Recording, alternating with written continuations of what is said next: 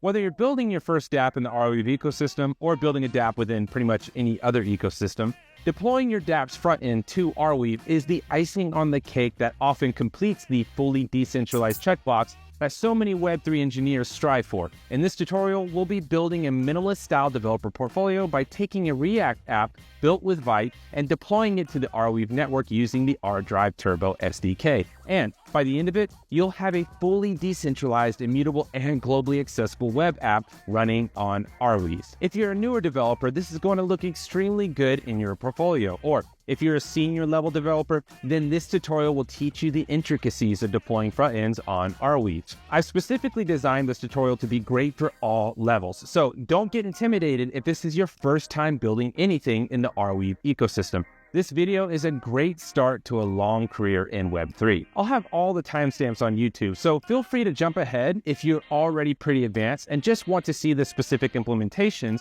of the deployment process. Okay, so let's break down some of the basics by doing a quick review of the main tools we'll be using. Let's start with the framework. Vite, known for its blazing fast development server and optimized production builds, is a perfect match for building modern React applications. Combined with Arweave, which offers permanent decentralized storage, you'll be leveraging the best of both worlds to create an app that lasts forever. Second is the Turbo SDK. This software development kit provides a wide range of capabilities, like the ability to check how much it's going to cost to deploy your front end to the permaweb, paying for the deployment in a range of crypto fiat currencies, to actually deploying the app. In this tutorial, we're only going to be focusing on the deployment mechanism and paying for the deployment using Turbo credits. Turbo credits are the payment medium used by the Turbo upload service. Each credit represents a one-for-one conversion of the upload power of the Arweave native token R before any subsidies. Now, just to be clear, Turbo credits are not themselves a crypto token in the sense that they cannot be traded, transferred, sold, or exchanged. So don't go full crypto teach-in and start stocking up on Turbo credits. If you need some Turbo credits, then get yourself an rConnect wallet. And if you don't already have one, go to rconnect.io and then head over to turbo-topup.com. You can buy some Turbo credits from the site using fiat or Arweave's native token. All right, now onto the prerequisites. If you're still new to coding, then stay tuned. But if you're a seasoned coder, then you can probably skip over this part. We're going to be using the JavaScript coding language. So if you're new to this, then don't worry. I've made sure to make this tutorial super friendly for everyone, including my coding newbies. JavaScript is an extremely popular coding language that allows for interactivity with websites and applications. If you're new to JavaScript, then that means we've got a few things that we need to download before you get started. Number one is Node.js and NPM. Now that we know JavaScript is a programming language that makes websites interactive, Node.js, on the other hand, lets you use JavaScript outside of a browser. Instead of just making websites interactive, Node.js helps you use JavaScript to build bigger and more complex systems like full apps, tools, or even the backend of a website. If you don't already have Node.js installed, then head over to nodejs.org. But if you're new to coding, I recommend looking up a separate video tutorial on how to do this properly. I didn't include this in the tutorial itself because there are various ways on how to do this depending on what system you're using, like Mac or Windows. Plus, there's like 101 different tutorials on this, so there's no point in doing work that's already been done. Second, you'll need an IDE, short for Integrated Development Environment. This is a toolkit for programmers that makes writing code easier and faster. If you want to follow along so that your coding experience is identical to what you're seeing on the screen, then I would suggest downloading VS Code or Cursor. Cursor, which is what I'm using, is VS Code with additional AI features, but they look identical out of the box. The download and setup process is really, really simple. But if you feel the need, go ahead and find a quick tutorial for either or just in case. I don't think it's really necessary for an IDE though. Number three, if you're new, you may need some plugins. First one is Prettier, a code formatter that honestly does what the name entails. It keeps your code prettier by enforcing a consistent format. Also, I remember when I first started out and if my font colors didn't exactly match the font colors of the video tutorial I was watching, I would sometimes get a bit lost. So you can install a theme called Bearded Theme. There are hundreds, if not thousands, of different themes to customize your IDE, but Bearded Theme, in my opinion, is like the first and last theme you'll ever really need. It's got like 32 different variations, but I've been using Arc Blueberry lately, so set your theme to that if you want your development environment to match mine. Number 4 is a key file from an Arweave wallet like rconnect. If you don't already have one of these, then head over to rconnect.io and download one. It's really easy, but if you're new to crypto, there are some nuances you may want to learn about in the process of setting up your first crypto wallet. Nadi Skinner, my wife, actually did a pretty great tutorial on setting up your first rconnect wallet and Bazaar account. So feel free to watch that if you want to learn a little bit more about the intricacies of setting up a wallet. As for the key file, I'll show you how to get your key file once we get to that step. Number 5, lastly, is turbo credits. After setting up your rconnect wallet, you'll then need to get some turbo credits to be able to deploy your app. In many cases, if your set of data, photos, apps, or whatever you're uploading to the Arweave network is less than 100 kilobytes, then the upload is free. In this case, our front end is going to probably be around 200 to 300 kilobytes, but not to worry, this deployment is still going to be super cheap. As a matter of fact, to permanently deploy our application today on the Arweave network, it's only going to cost us around a penny. Isn't that wild? In most cases, it would cost us a minimum of $20 a month to host our website on a standard centralized hosting service, and then it goes down the moment we stop paying. But Arweave gives you the power to host websites for pretty much the foreseeable future for 1 penny. But we could talk about how that works in detail in a later video. So to get yourself some turbo credits, head over to turbo-topup.com. All right, now that we're fully introduced to the stack that we'll be building with, let's start coding. All right, first, let's set up where we want our code to consistently remain. It's important to keep all of your projects working in one place so they don't accidentally get moved around. Sometimes if they rely on outside dependencies, they can break when you actually move them. I have a special folder that I call dev. And in my dev folders is where I keep all of my projects. And I'm going to go to tutorials and I'm going to create a new folder here. I'm just going to call this r-vite-react because we're developing a React Vite app inside of the Arweave ecosystem. So I'm going to hit enter. And then I want to actually open this folder inside of our IDE. So our preferred IDE for me is Cursor, but it can be VS Code for you. Pull this down, and I'm just going to drag and drop this here. Excellent. Now that we're officially operating inside of our project folder, let's go ahead and open up our terminal. Come up here, create a new terminal. We're now going to run npm create Vite latest /.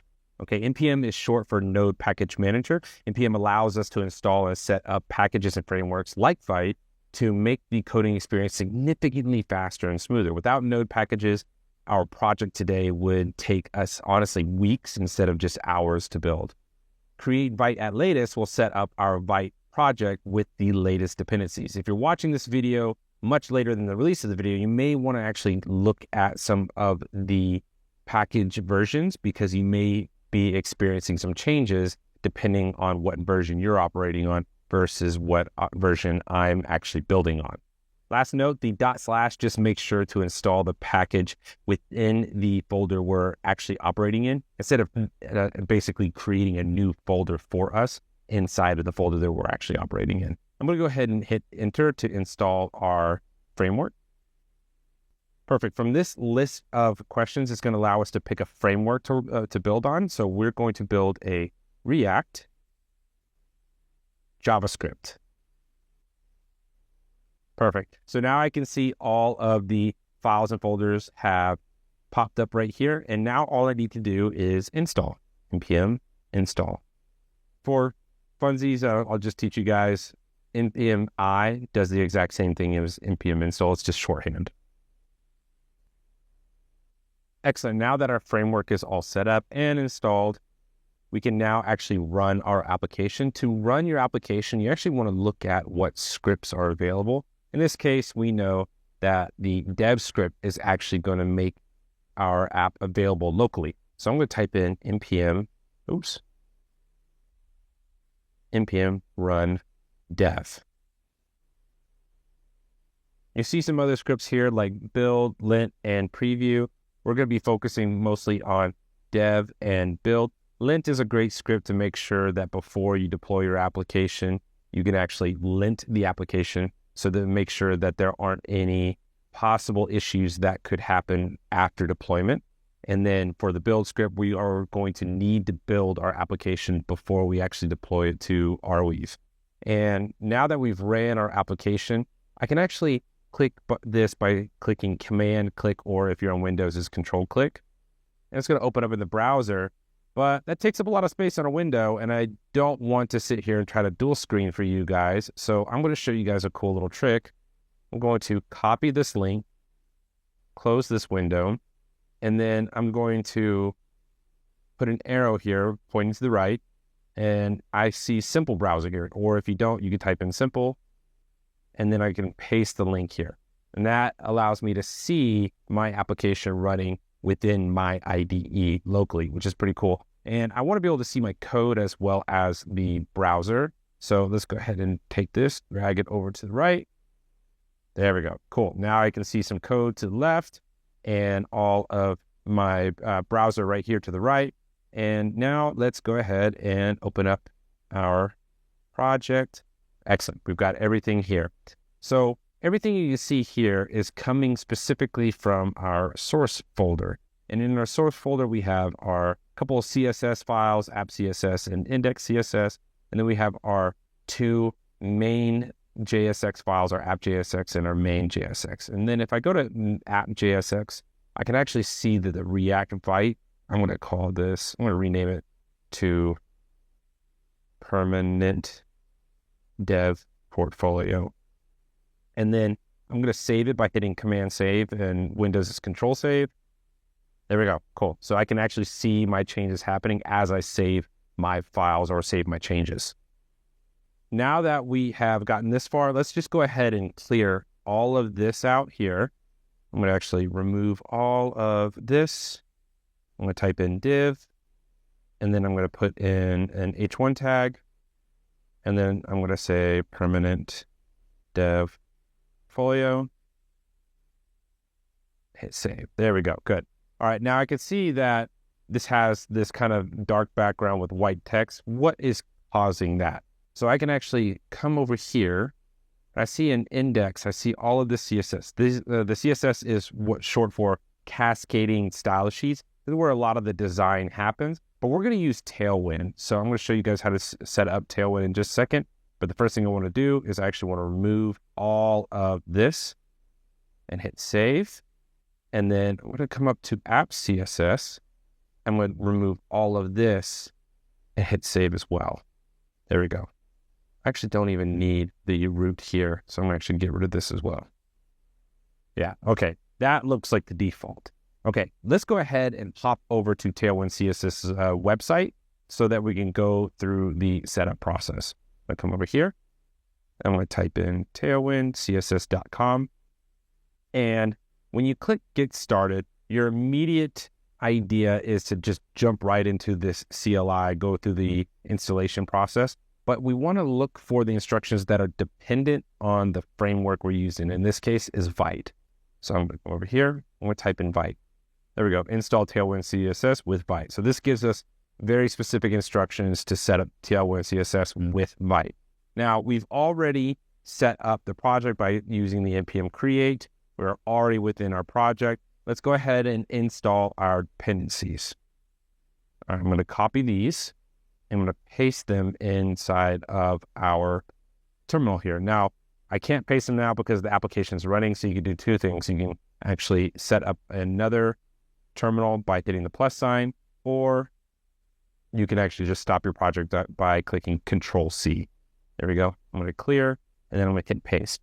So npm install -d, that means it's a dev dependency. The biggest difference between dependencies and dev dependencies is that dev dependencies are only needed to actually build the application or to program the application.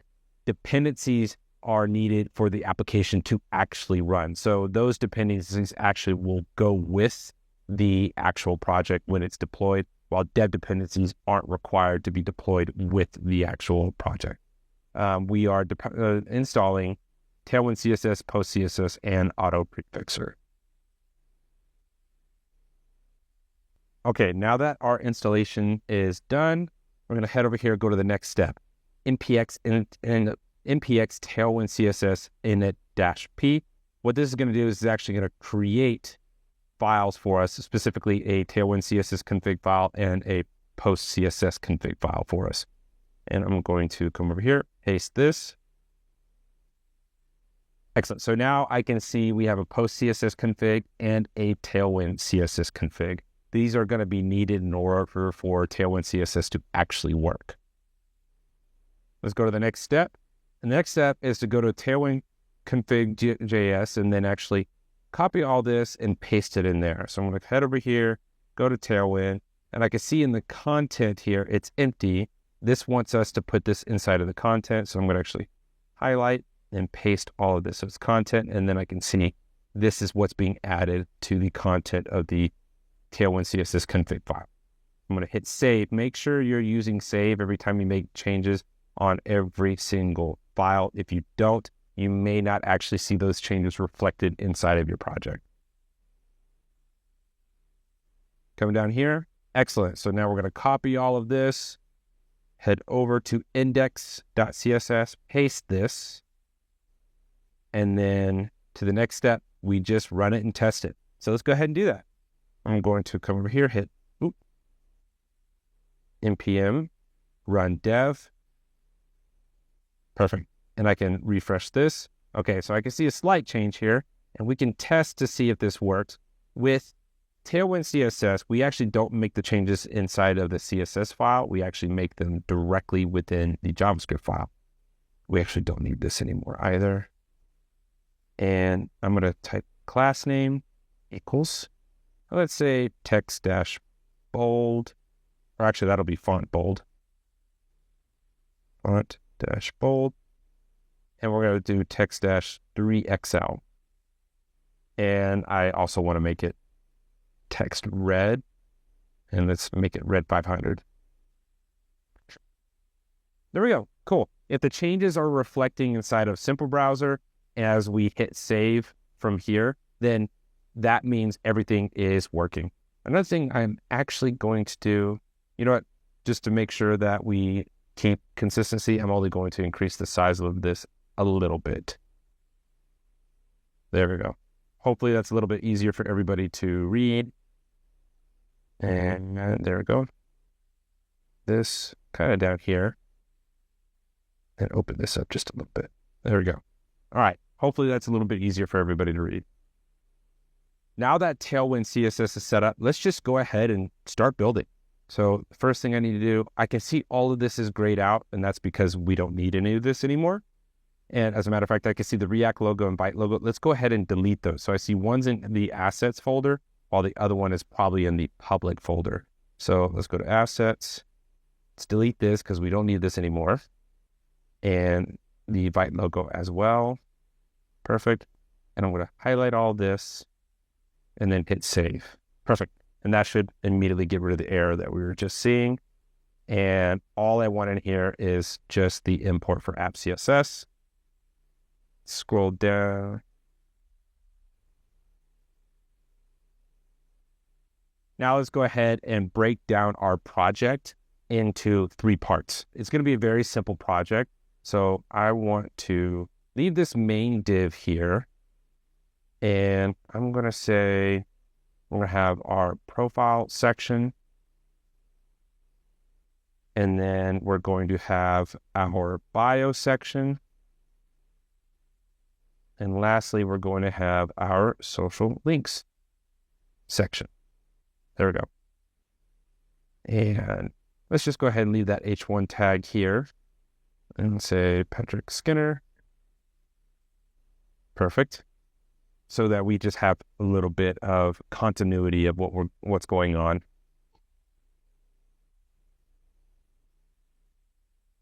First and foremost, let's go ahead and set up our baseline. Our baseline is just going to be how the frame of the page works, and to make sure that we have continuity of the page being able to work not only in a desktop, but as well on a mobile device. So let's go ahead and let's set up another div here. And I'm going to actually put that there. And let's bring that back just a little bit. Okay. And in this first div, I'm going to say min h screen bg. Let's give it a nice gray touch. Give it a little bit of padding on the y-axis. If you're curious about some of the padding, as I'm writing this, you can see padding top and bottom is roughly about 3 rem or 48 pixels. And then so for our small screens, we want a padding on the x-axis of about 1.5 rem or 4 pixels. And then on a large screen, we actually want padding of 8, which is 2 rem or 32 pixels. Go ahead and hit save. All right, see this nice gray kind of background here? You can make it any color if you want. You can make it super dark if you want. Just change that number, and that's all you really need to do. If you can actually, because of how Tailwind works, I can actually come over here, type in bg dash, and let's say slate is slightly different color, 300. It's kind of a bluish gray, I would say. I almost prefer slate, but let's stick with gray, actually. But you can go with blue, anything like that. And it's totally up to you. As we're going through this, I want you to make this dev portfolio yours. So however you want to change the design, feel free to. And however you feel comfortable changing the design as well, feel free to.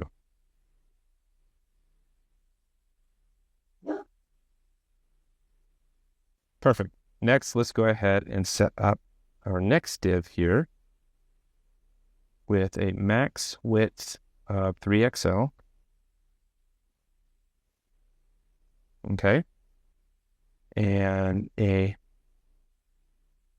auto adjustable margin left and margin right. Looks like I have broken the application, and that's simply because I accidentally deleted that little arrow. Save again. Good to go. Now let's go ahead and start working on the profile section. I'm going to cut this and paste it inside of our profile section. And I actually want to create a div within here. And that's going to host our image as well as our header 1 and our header 2 tags. Delete this. Here we go. And I want to give this a text center with a margin bottom of 12 with 3 rem. Hit save. There we go. Tab that in, and we're going to have an image tag here. So this is a self-closing image tag, okay? Now, you may have seen that I just auto-filled that really quick. This could be working for you as well. I typed in IMG, and then that gives me this abbreviation here. I'm going to hit enter, and that immediately gives me a source and an alt, which are both required. I'm going to say profile image. Okay. And then we will worry about this. I'm just going to say your image here. Okay. And last but not least, let's go ahead and stylize this. I love the rounded kind of profile image. So let's go ahead and add a class name in here. So hit enter. Enter.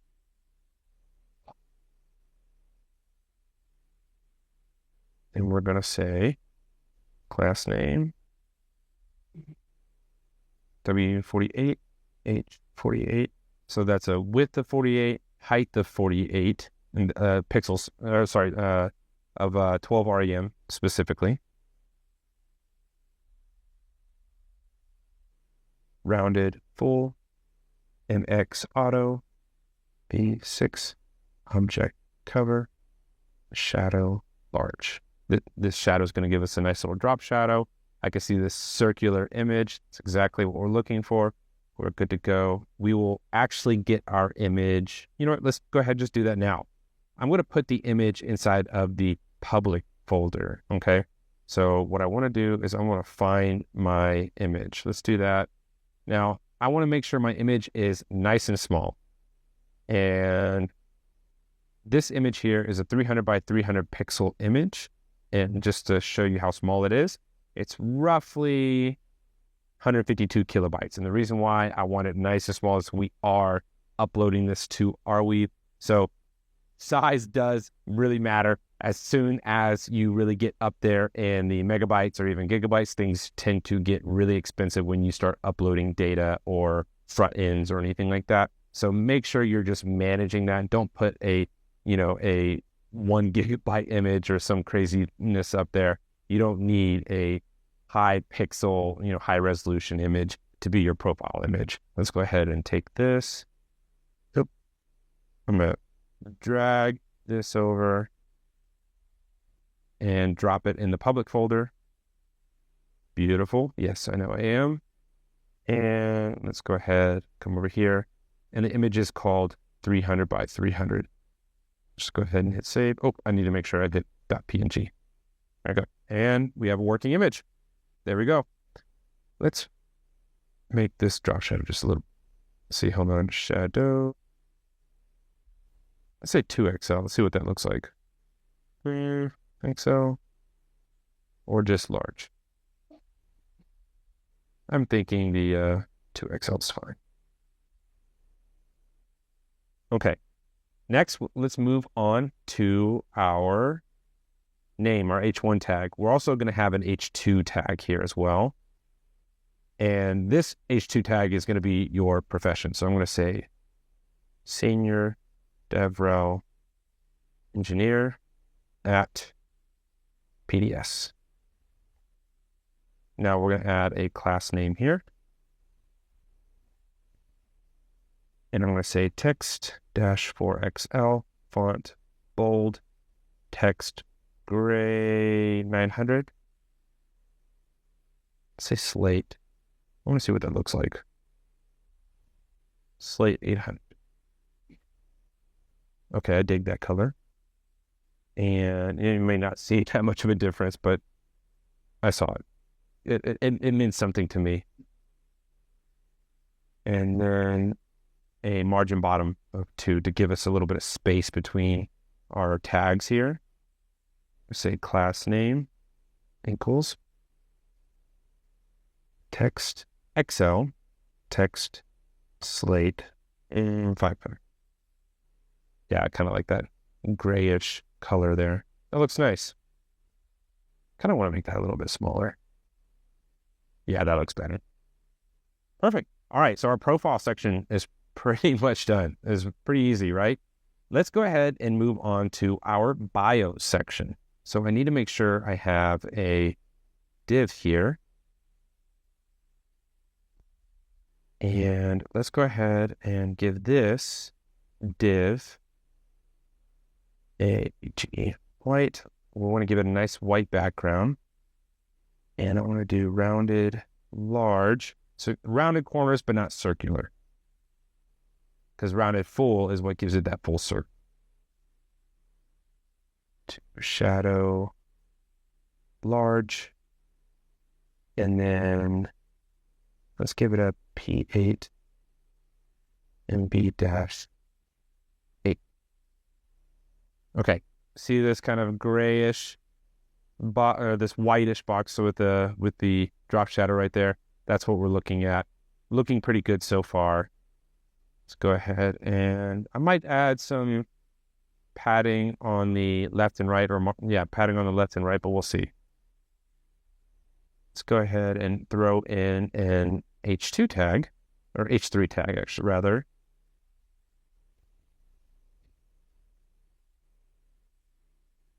And I'm going to say this is the about me. Say class name to stylize it.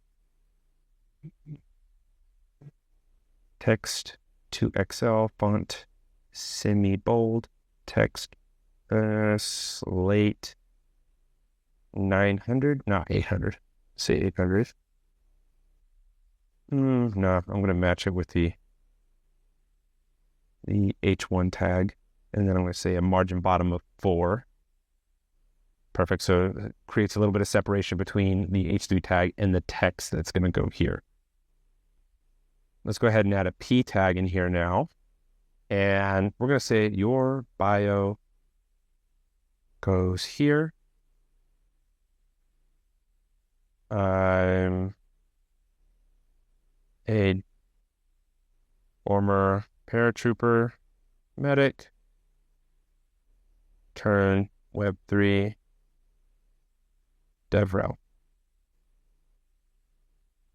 I like hockey, chocolate, and long walks on the beach.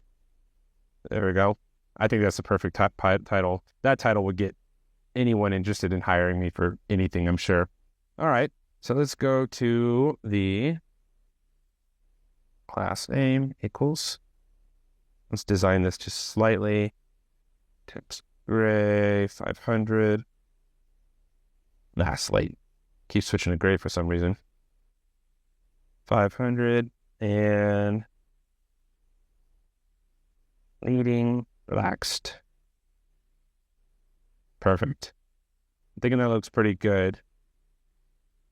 Though I think the text could be a little bit smaller, but I think it's just because I'm zoomed in that it looks like that. I'm okay with that. This looks nice. I do want to add a little bit of a padding on the left and right. Let's do that. So let's go to our top here. So this gives us padding here.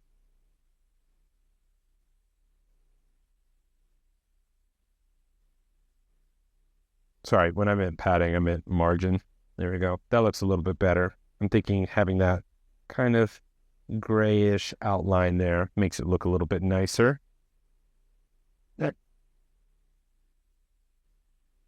And now our bio section is all done. Let's go ahead and move down to our social links section. Okay, this is where everybody's going to find our GitHub, our LinkedIn, our X profile. Now, to get the icons we're wanting to work with, we're going to need to import those icons. And I like to use Font Awesome. Biggest difference of using Font Awesome versus Lucid. I do love Lucid most of the time, but in this case, Lucid does not have an icon for X, formerly known as Twitter. So only Font Awesome does. So we're going to go and type this in. I'm actually going to close down my application. I'm going to need to install this. So go ahead and pause this and copy this if you want. npm install Fort Awesome. Make sure you have that correct. Fort Awesome /react-font awesome. I know that sounds super weird. I don't know why they did that. It's super confusing. But yes, Fort Awesome /react font awesome, and then Font Awesome SVG core, and then free brands SVG icons. Perfect. Going to hit enter. All right, there we go. Our dependencies, these are actual dependencies, not dev dependencies, because those dependencies are required to run the application correctly, because those icons will not show up without those dependencies installed. So it's a dependency, not a dev dependency. Going to go down and now we can actually rerun our application. Perfect. I can hit refresh. No errors. Everything looks good. Let's keep building. Here, type in div. And I'm going to have 3 different A tags. A tags are typically your link tags. So I'm going to have 1, 2, and 3. And let's say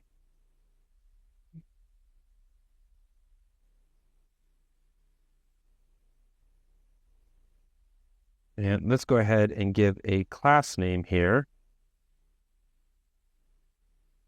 of flex justify center space -x-6. Perfect. Now let's go ahead and bring in our fonts, Font Awesome icons. So we're going to say Font Awesome icon, and I hit enter. Something that you probably may have just missed, and I see this in all kinds of tutorial videos. So I'm going to stop and explain this really quick, okay? All right, so we're gonna make this a self-flow closing tag real quick. What tends to happen sometimes is that during tutorials, and this is just a normal habit of most engineers, we will already start typing in what we want, font awesome, even though we haven't even imported it. But because of how the framework and the IDE work together, font awesome comes up here and I click enter, and that's going to immediately add this import here, okay? So without that feature, just so you know, first thing that we would typically do if we didn't have that automated feature is I would type in import font awesome icon and from font awesome / react font awesome, okay? That's something that is very, very important. I just wanted to clarify that really quick. That does happen. But yeah, here we go. Font awesome. Make it a self-closing tag. Excellent. All right, so we want to pull in 3 different icons. So I'm actually going to copy this, paste, and paste.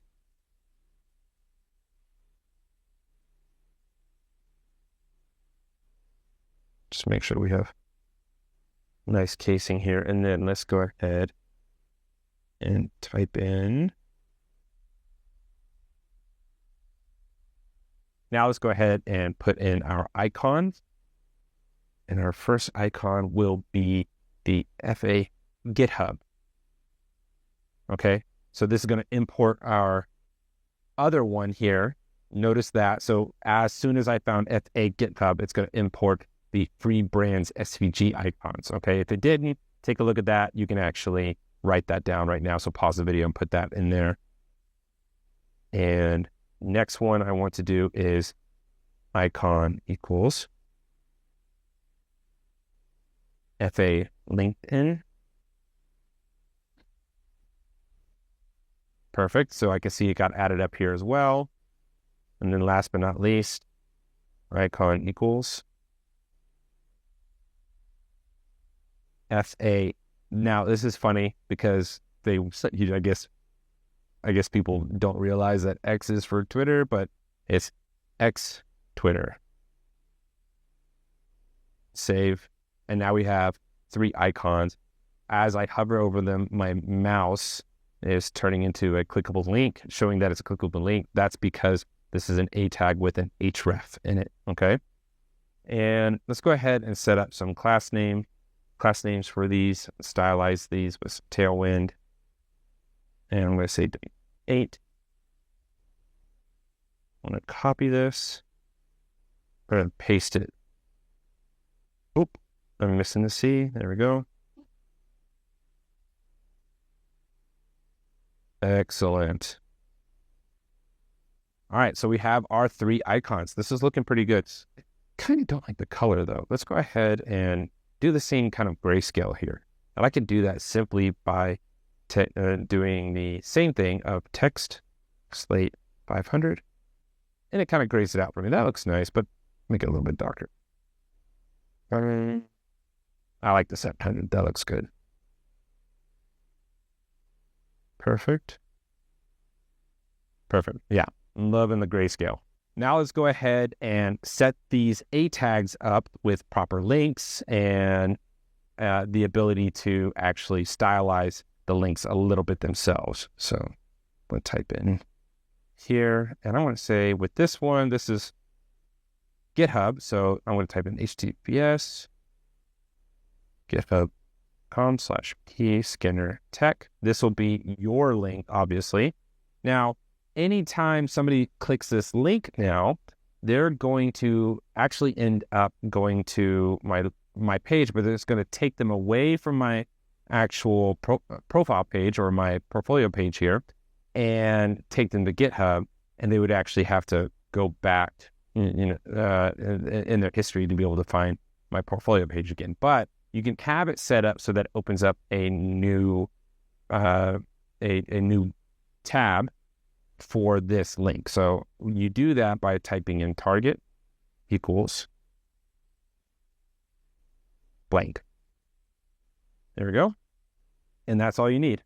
And that now that I click this link, it'll actually open up in a new tab. So I click it. Oh, refreshed. Oh, it's on my focus lock. So obviously, there we go. So now it opens up properly and it goes to my GitHub page. Now let's go ahead and set up the same thing for our LinkedIn. Actually, first, we need to make sure we set up our rel. I'm going to say no opener, no referrer. And then I'm going to stylize. Actually, I'm pretty happy with how everything's stylized. I could actually add a hover, some hovering style. So hover,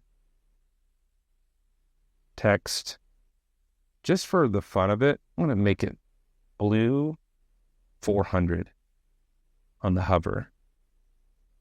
And then transition colors. There we go. Let's try it out. See what this looks like. Refresh.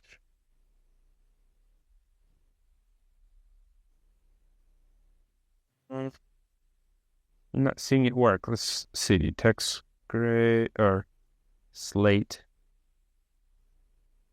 700. And let's remove the slate here. See if that fixes it. Yeah, okay. So you need to make sure to remove the coloring from here and then add it up here. Okay.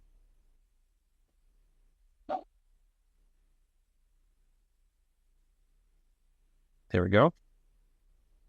That looks good. So let's go ahead and copy all of this. Oh, not cut it. Copy.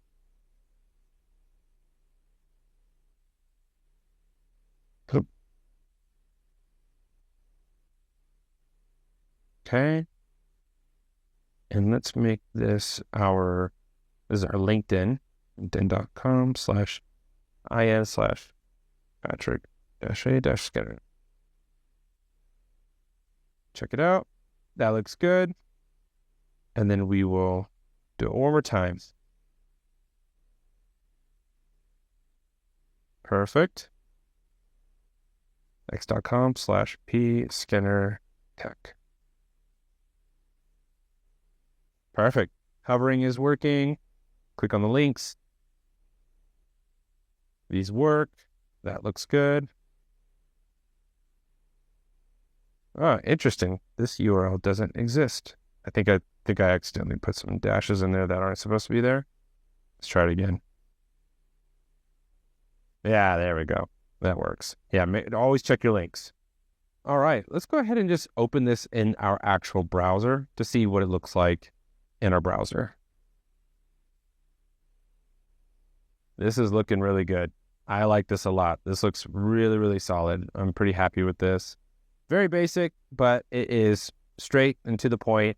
When it comes to the developer portfolio or the developer landing pages, simplicity definitely does go much farther than having a super busy, crazy intensive, website. Unless you are somebody that's just like a very regular content creator and you're putting out lots and lots of information, then yeah, sure, I get that. But in this case, let's just keep it very, very, very simple. I could add a link to my blog and things like that, which, if you're new as a developer, I challenge you to go ahead and do that on your own, because I want you to actually try to expand this skill, the skills that you just learned, and try to expand a little bit on your own portfolio by adding a blog or any other additional links that you think may be necessary for you. Alrighty. And that's it. We now have our developer portfolio all pretty much set up. We're now going to get into the more difficult part, and that part is where you're going to go from baby coder to full-on chat and dev. What we'll be doing is writing our own deployment script so that we can actually easily deploy our application or our website here to Arweave. This script will handle our deployment to the Arweave network by simply typing in npm run deploy. So let's go ahead and just create our deploy script right now, which will be, for now, empty. Oh, make sure we have a comma here. I'm going to say deploy, and then here, and just leave it just like that. Okay, it's going to be empty deploy script. And now we'll be using the Turbo SDK along with a couple of other packages to deploy or to build our deployment script. All right, we'll close that out, clear this out. And something that you're probably going to notice is we don't have our simple browser open anymore. That's because we're not doing any more front-end design. We're doing the part that just deploys the application in its existing form. First, let's start with the file structure. So what I'm going to do is I'm actually going to create in the root of our project a new folder, and I'm going to call it scripts. And then inside of scripts, I'm going to create two files. We're going to create the deploy.js script, and then we're going to create the Turbo.js. Okay, Turbo.js is where we're going to write our main deployment logic, while with deploy.js, it's more like an entry point for that deployment process. And with Turbo.js, we'll maintain a manifest file called manifest.json, and that will track file paths with their corresponding Arweave ID. And it will also implement smart uploading by only uploading files that have changed since the last deployment. It kind of works a little bit how Git does that. So in Git, when you typically say like git add dot, and that's basically git add all. So you're like adding all of the changes, and you run that, and you actually do your commit, and then you do your push. It's only going to upload the changes rather than all the files altogether. And that's basically, smart uploading. And so you only actually upload those changes to GitHub. In this case, this is pretty much the same process, but with Arweave. Lastly, once we're done with our Turbo.js logic, we'll build out deploy.js and we're going to add some console logging to it to basically provide us with feedback about the deployment status and the final URL, that final URL being like the arweave.net/ and then your website hash. Okay, so without any further ado, we can delete this and let's get started. First, we're going to write everything in our Turbo.js file, okay? And we need to actually install a dev dependency where we're going to be operating specifically with Turbo SDK as well as MIME types. I'll explain MIME types in a second. So we'll type in npm install save-d. So the save-dev is a flag much like what we saw with Tailwind, which looked like this, but every single person that actually develops their CLIs or SDKs or anything, they can develop their flags however they want. And in this case, the ArDrive team wrote it as --save-dev. And then we're going to type in ArDrive Turbo SDK. And then we're also going to be installing MIME types. There we go. Enter. All right, installation is done. Now, let's talk about MIME types because we've already explained what the Turbo SDK will do. So let's figure out what the hell MIME types are. So MIME types, or the MIME types package, is used to automatically determine the correct multi-purpose internet mail extension. That's what MIME means. And that type is going to help us figure out what files we're uploading to Arweave and the type of files that we're uploading. And MIME types are important because they tell the browser how to handle different file types and ensure content is interpreted correctly when served and help maintain proper security controls. And without proper MIME types, browsers might not execute JavaScript files at all. CSS might be displayed as plain text instead of being applied, and images may not render correctly at all, or may not even show up. So this is particularly important for decentralized storage like Arweave because files need to be self-describing since they're stored permanently. There's no server-side configurations for us to fall back on when we're deploying on Arweave, and correct content types ensure proper functionality across different gateways and browsers. That way, again, we're going back to that whole 200-year deployment process and guarantee of the Arweave ecosystem. So in order to make sure that website consistently works for all of those years, we need to make sure that these files have properly identified MIME types, multi-purpose internet mail extensions. All right, so moving on to the next part, let's go ahead and work on our imports for Turbo.js. So I need to import, the most important thing is Turbo Factory. Ooh, and I spelled that wrong. Good Lord. There we go. And notice it knew what I was going to type in, immediately filled it in for me. Perfect. ArDrive /Turbo.SDK. Next, import FS from FS. Oh, okay. So we are actually going to be using a configuration or a capability from Node.js. I'll explain what this does in a little bit. And now we're going to be importing MIME from MIME types. There we go. And we're also going to be importing path from path. And that is another Node.js functionality. And then we're going to import, last but not least, crypto from crypto. So there we go. Perfect. Okay, so let's break this down. We're going to talk about file system, which is FS. We're going to talk about paths, and we're going to talk about crypto. So file system helps us identify specific files and how their paths are dictated, which is going to be correlating to the path functionality. Now, path module is a Node.js built-in utility for handling file paths. Okay, it does exactly what it sounds like. We're going to use it a few times within this file. The three ways we're going to use it is for path join, path relative, and path set.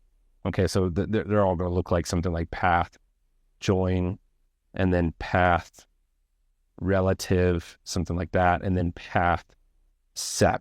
Okay, and this is going to be super important to make sure that we are parsing and identifying folders and files within our build folder, so that way they're properly deployed and deployed in the right order. Okay, so that's path. Now, last but not least, crypto. What is crypto? Okay, so crypto, I'm going to explain a little bit more later on, but it has nothing to do with cryptocurrency. It actually has to do with cryptography, in which we are encrypting our files, and that's what's going to generate our Arweave ID hash. And then we're going to be able to store that hash within our manifest file. And that's what's going to allow us to be able to do smart deploying and stuff like that, a smart management of our files as we do future deployments. Okay. So now let's go ahead and start writing out our main function, which is export default async function turbo deploy. And it's going to look like this and this. There we go. Let's close that. Perfect. Okay, so we got our main functionality here, and we're going to be passing in JWK, JSON Web Key. Okay, so we're making Turbo deploy an async function because it performs multiple asynchronous operations throughout its execution. For those that may not know the difference between an async function and a sync function, sync functions need to be completed before moving on to the next task, while async functions can often be run simultaneously. And this is going to be super important for our deployment process. Now, for JWK, what is JWK? JWK is JSON Web Key, and it's a critical security component in our deployment process. A JWK is a cryptographic key used for authentication with any Arweave or ArDrive services. In our case, the JWK key that we're passing in will be directly associated to our wallet, and that's what's getting passed in, specifically as our wallet. Your wallet is what contains your private key for Arweave transactions, which are all in JWK format, okay? Or at least we'll be passing it in JWK format.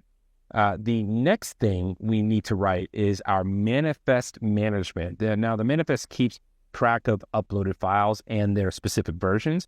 We'll write it so that it initializes it from an existing file, or if there is no existing file, it'll create a whole new one. And we're going to start that by writing out const manifest. Okay, so we create our manifest variable, and we're going to type in fs, so file system exists sync. So guess what this does? I mean, just think about that. What it's going to do is it's going to actually check if a file, specific file exists. Okay, so we're going to open that up, and we're going to be checking specifically for manifest.json.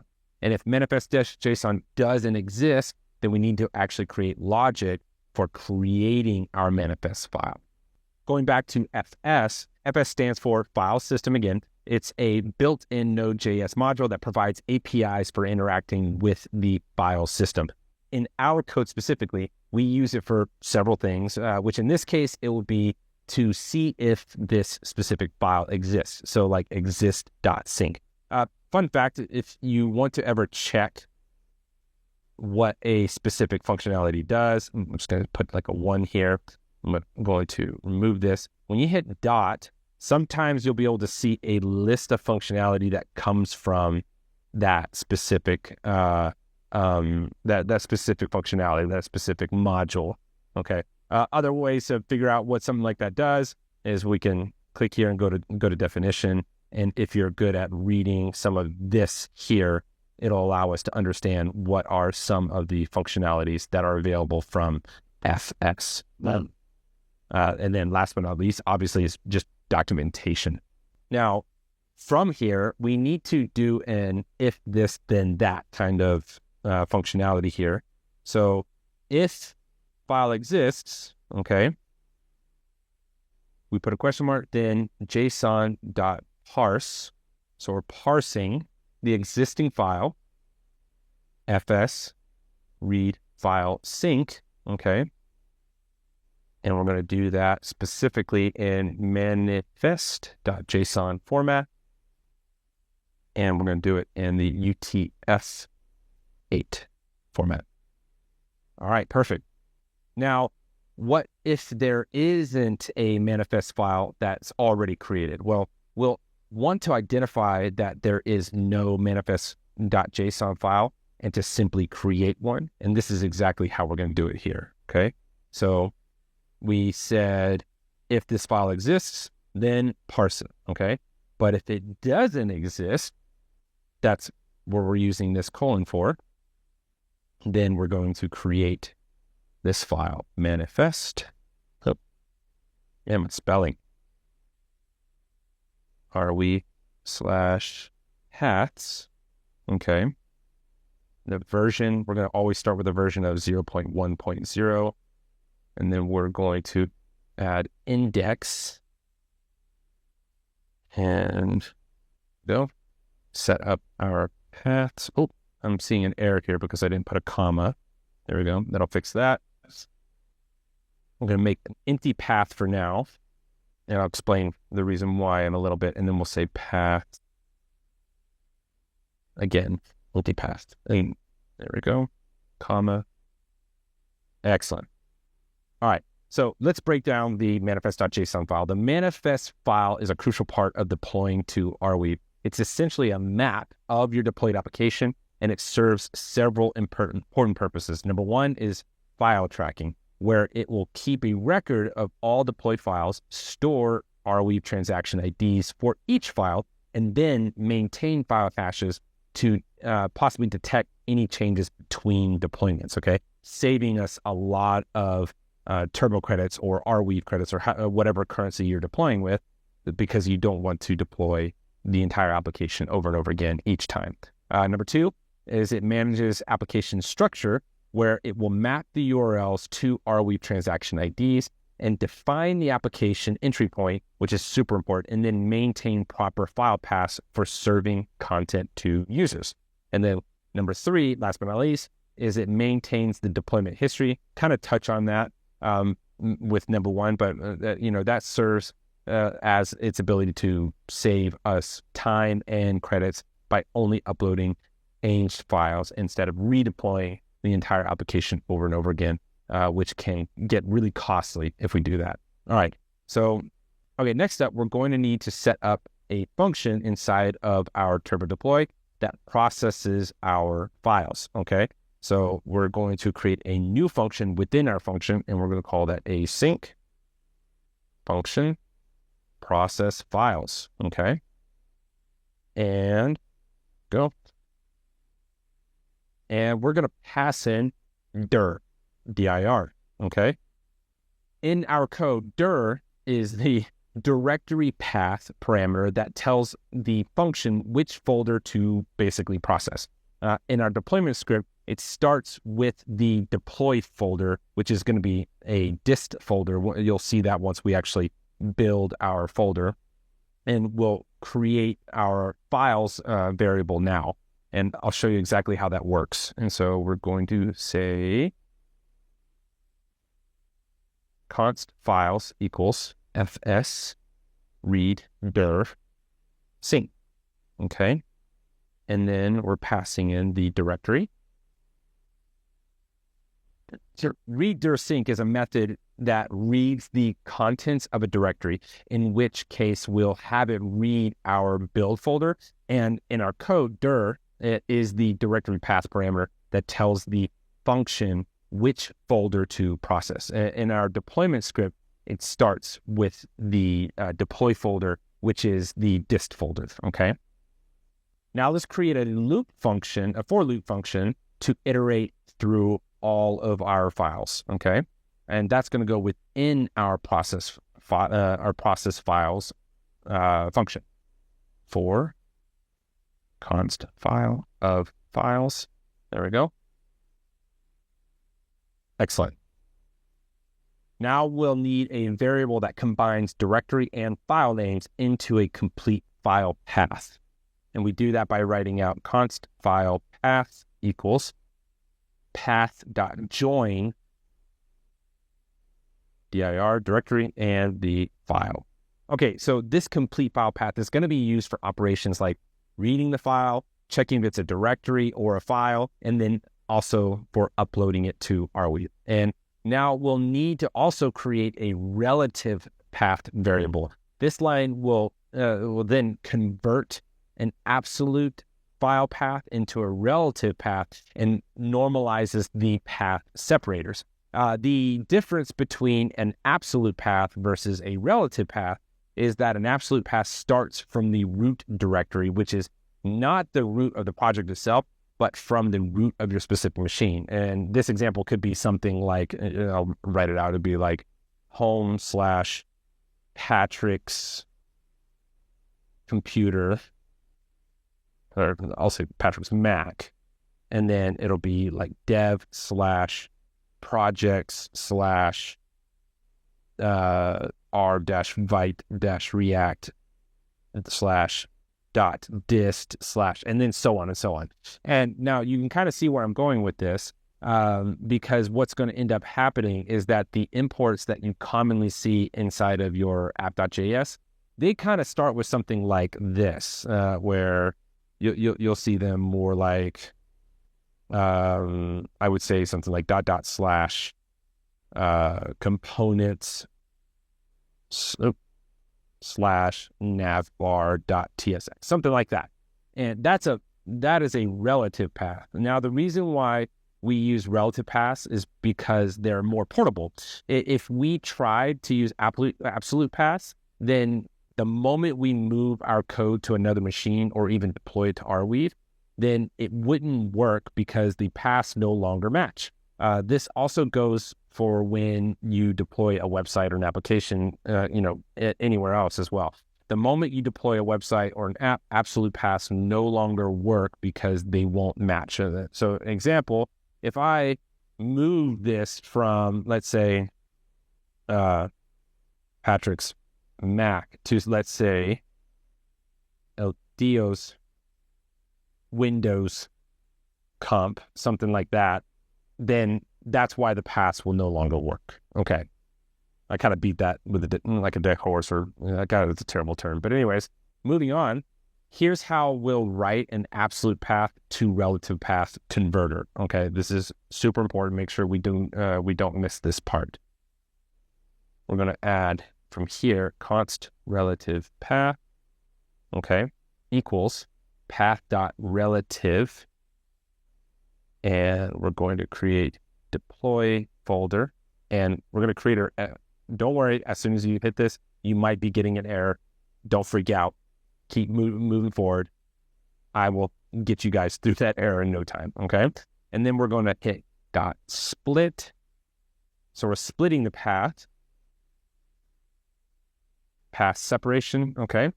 And then we're going to rejoin it, okay? So everything's going to be moving from step to step, path relative, and then we're going to split it, and then we're going to rejoin it basically with a slash, okay?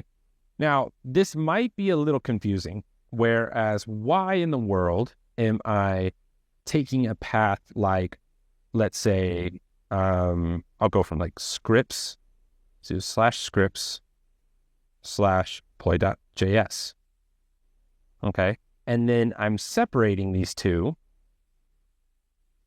deploy.js, and then rejoining them back with the /deploy.js. So that looks like the same thing. Well, on my computer, it is, because I'm using a Mac. Macs use the same file path as far as like slashes go as you would see on any type of browser, which is really, really interesting because Windows computers do not. So if you're following along on a Windows computer or maybe even other systems, they actually often have file paths that look like this: scripts scripts / I'm telling you, like, it's hard to even use that backslash because I never use it. Deploy.js. Okay, so what that's basically doing is it's separating everything so that it goes like this: scripts, and then it says deploy.js, and then rejoining it with that slash, just like that. And that's going to help match the typical parameters that are required for file paths on a browser or a web application or anything like a deploy web application, which Arweave also shares the same parameters. And so this part is only for the Windows developers. But why would I want to use this functionality or write this functionality if I'm building on a Mac? You know, if I'm building on a Mac, won't it work anyways?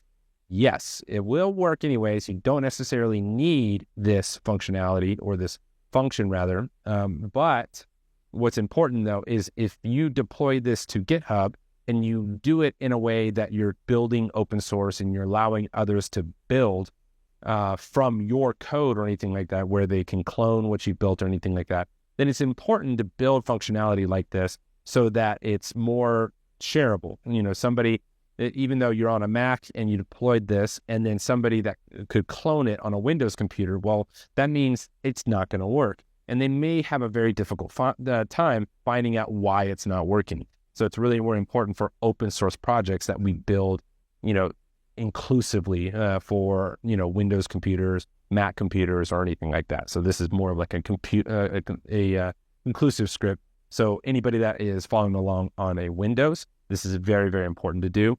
Mac, not so much, but we're still building open source, so go ahead and write it out anyways. Okay, so back to this deploy folder error. Now, that's simply because we don't have the deploy folder variable yet.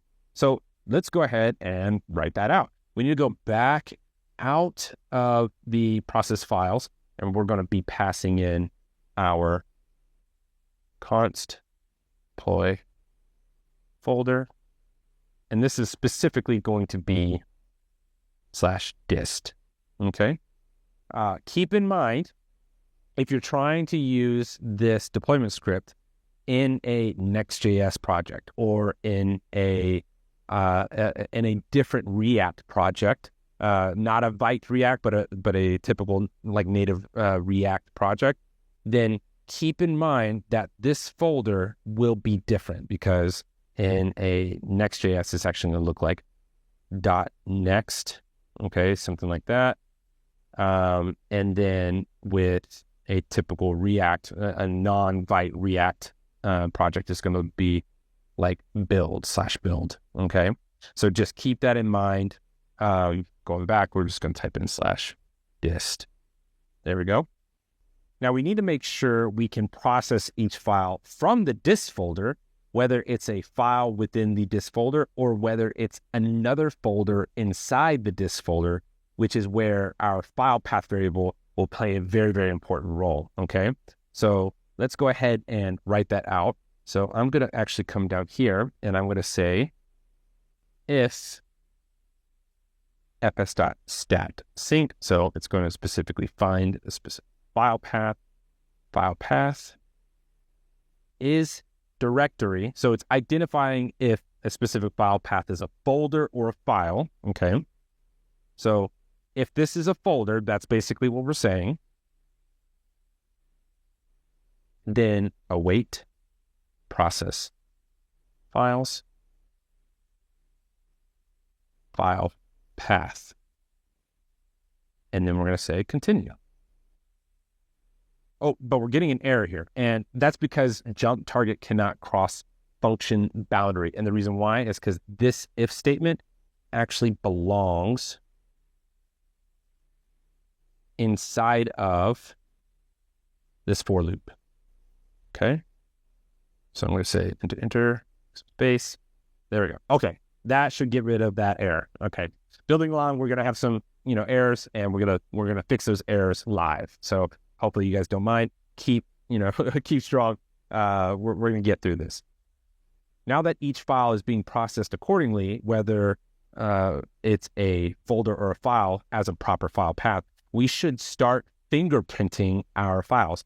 What we want to achieve is a way to remember the files exactly how they are and track if there are any changes. This will allow us to make sure we're only uploading changes within our app rather than uploading the entire app over and over again each time. I keep beating that like a dead horse, but it's super important that we do that. We're going to start by writing an if statement. Now, stick with me on this because we're kind of going to do this in like a reverse order, but you'll understand why I'm writing it in reverse order as soon as we're done. Okay, so we have this nice big space here. I'm going to use it. I'm going to say if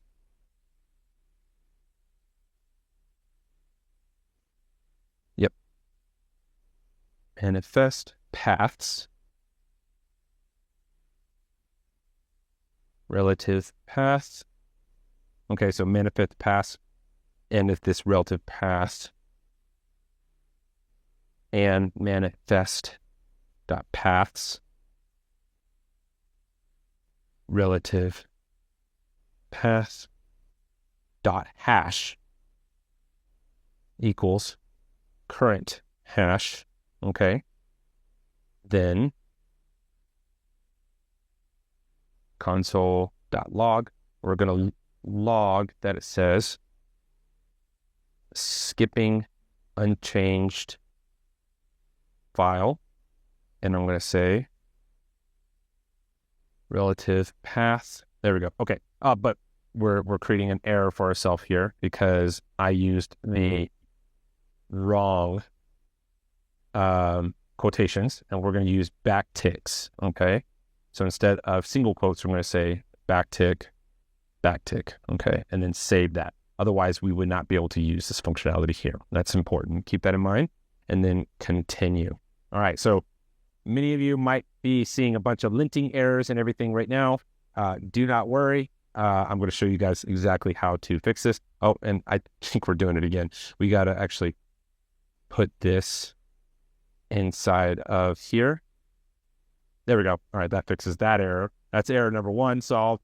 Error number two is that we don't have a current hash function, a current hash variable, and we don't have anything that uses hash right now. So you're probably seeing a couple errors there.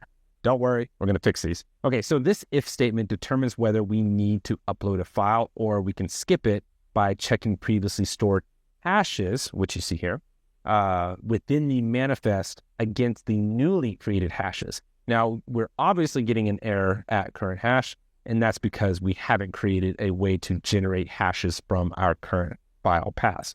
But why do we need to create hashes in the first place? Why can't we just simply store the file path or the entire file really and compare it that way? Well, if we do that, we can't just store the file path because we won't be able to detect if there's been any changes within a file path between deployments, okay?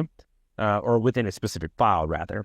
And technically, we could do that as far as like uploading the entire file within a manifest, but our manifest file would become enormous and making our deployments significantly more expensive.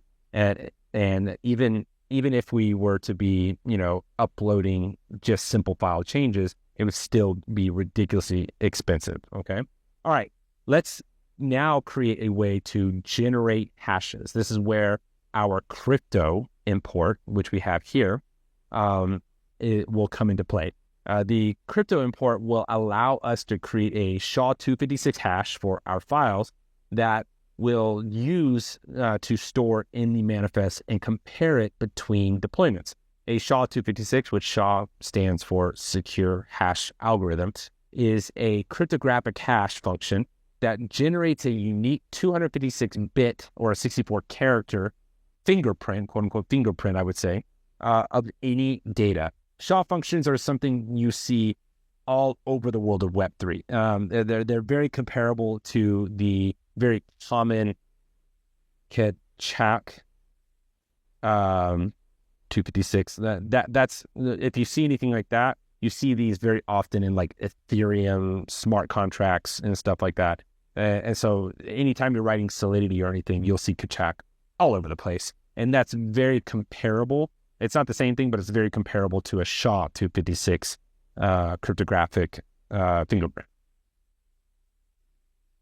All right, in order to write this out, we actually need to go to the top here, and we're going to actually come outside of the actual function. I'm going to say const get file hash equals async file path arrow function, okay, crypto, oh, I spelled that right, yep, create hash. So we're going to create a hash, and a specific hash we're going to be creating is a SHA-256, okay, and then we're going to update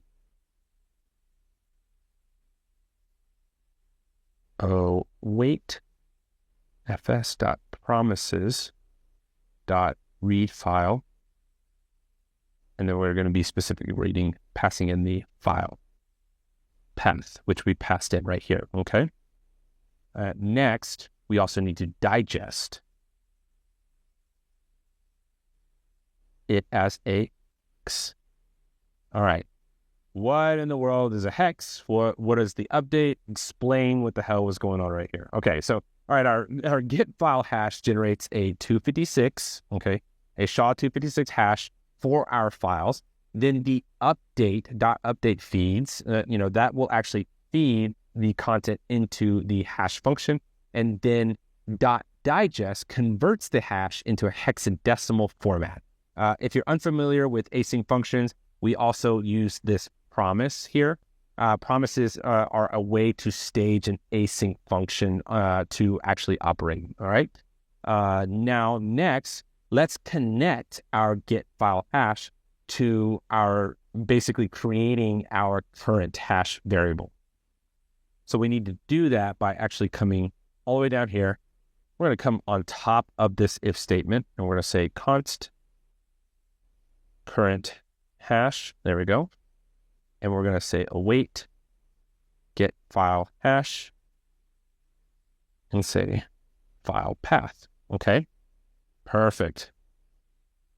There we go. Okay, so before this if statement runs, this current hash will get file hash, making sure that we actually, get a cryptographic, create a hash for a file path, and then we get it in hexadecimal format, and then that gets passed into our if statement here, where if the current hash matches an existing hash, then it will skip it. Otherwise, later on, we're going to write the functionality so that it actually stores the current hash as relative paths within the manifest, within our manifest. Okay, but now before we do that, let's go ahead and actually write out console.log, and we're going to be logging what files are getting uploaded. So we already said what files are getting skipped. Let's log what files are getting uploaded. So we're going to say that by saying uploading. And I did it again, but I'll fix it in just a second. Relative path. Okay, and we're going to delete the single quotes, highlight this all, hit the back tick. There we go. All right, we see the change in color. Everything's operating exactly how we need it. Now, let's write out the actual deployment logic now. We're going to do this by creating some space here, and we're going to say const upload results equals await turbo dot. Oh, wait a minute, that's changing that. Oh, and that's, I'm making an error here. I forgot to actually pass in the turbo factory here, and we need to actually do that. I'm going to create a variable here, and this is specifically for passing in our private key, okay? And we're going to do that by typing in turbo. We're creating the variable first, and then I'm going to say turbo factory, there we go, dot, and we're going to use the authenticated. So again, we hit that period, and we can see these different options. I'm going to use authenticated, okay? And here, open this up, and I'm going to say the private key. There we go. And that private key is going to be in JWK and JSON web key format, okay? And make sure I have my semicolon here. Excellent. Now we can go back down, and I can pass this in by writing turbo.upload file. And now we're going to write, oh, I forgot one thing. I actually need to make sure this is in curly brackets here too. And I need to use 3 different segments here. I need to have file string factory, file size factory, and data item ops. And I'll explain what those do and why they're important in just a second. Okay, file string factory, okay. And I'm going to say arrow function fs, and just like it's auto-completing for me, which is interesting because I thought I turned off my autocomplete, create read file, read stream to the specific file path. Next, I need to actually use the file size factory. That's going to be important to know what size of our files, and make sure we have here, setting up our arrow function, and I'm going to say fs.statsync,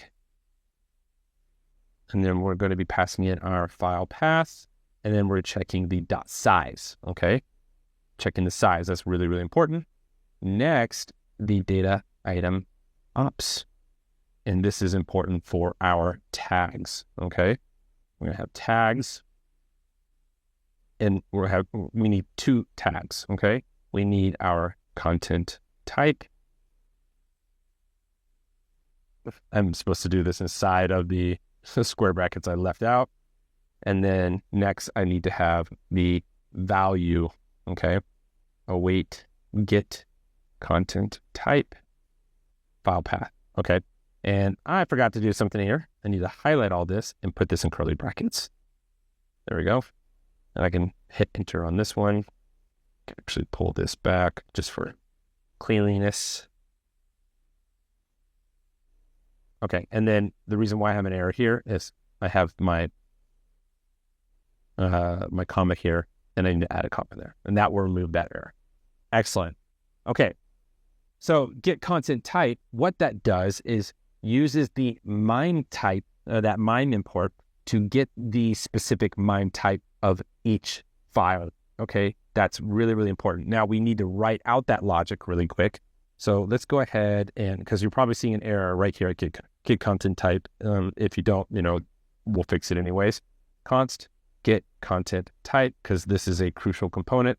And I'm going to say of our file path arrow function, we're getting the mine lookup, and then we're going to say file path. Okay. I will write that part out in just a second. I feel like my autocomplete is cheating for you guys a little bit, but don't worry.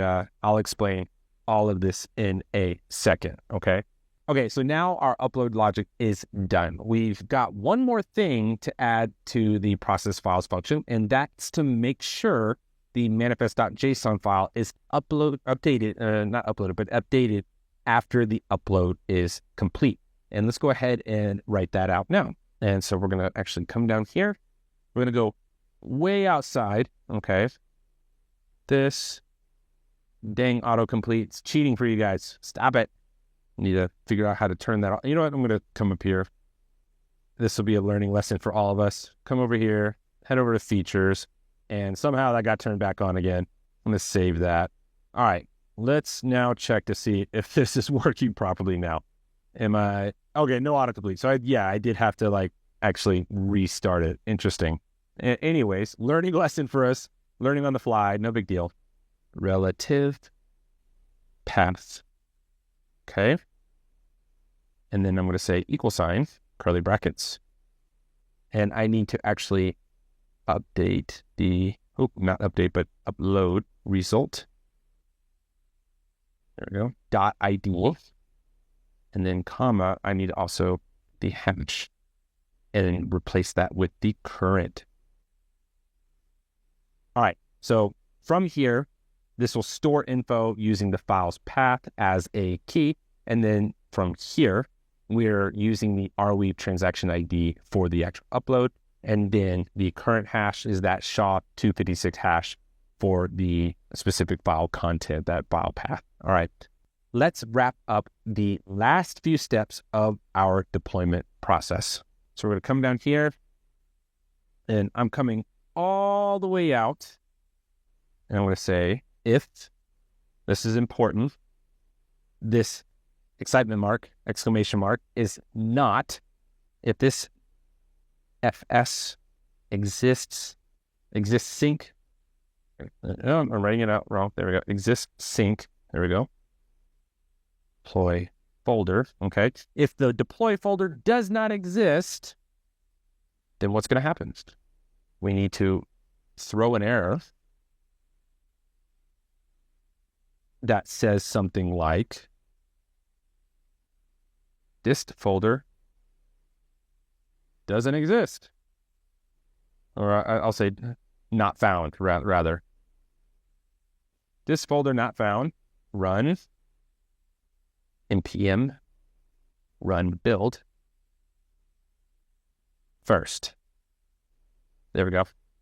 All right, cool. All right, so we have our error here that will handle if we forgot to run the npm run build command before actually running the npm run deploy.